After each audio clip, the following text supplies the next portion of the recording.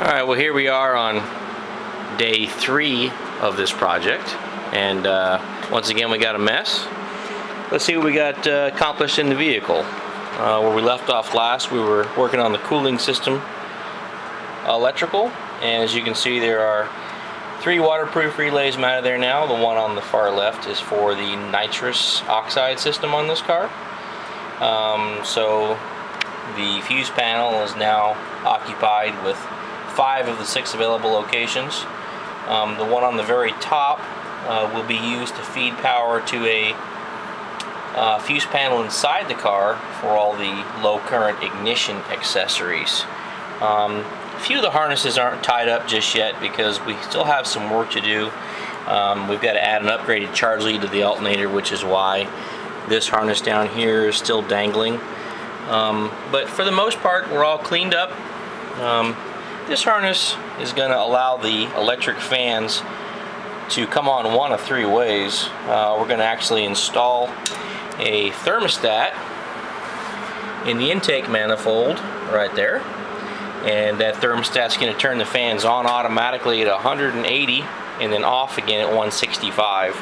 That'll be combined with a 3-position switch inside the car, which will provide the owner either an automatic setting, a manual on setting, or just a manual off setting. Passage through the firewall in this car, a lot of stuff went through the firewall with no protection. I was able to locate a factory grommet. I try to give you guys a look here, which is right there. You can probably barely see it. Anyhow, we were able to locate that grommet and pass the cables and harnesses through that safely. So no harnesses are passed between grommets and the metal like they were in this car before. On the passenger side, we've got a harness here, and this harness is for the ignition box. The green wires for the tack signal and the red wires for the ignition in. This vehicle does have a Mallory Unilite distributor, which as you can see has got a crab cake top to clear the blower snout.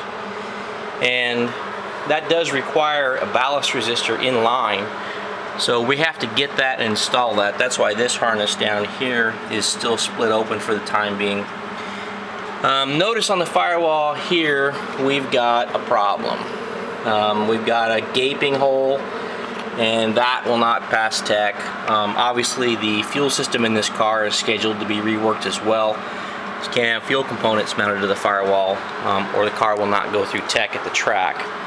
So we got a little work yet to do. I do have the grommet, just got to get those harnesses out of there, put the grommet in from the other side, and we're good to go.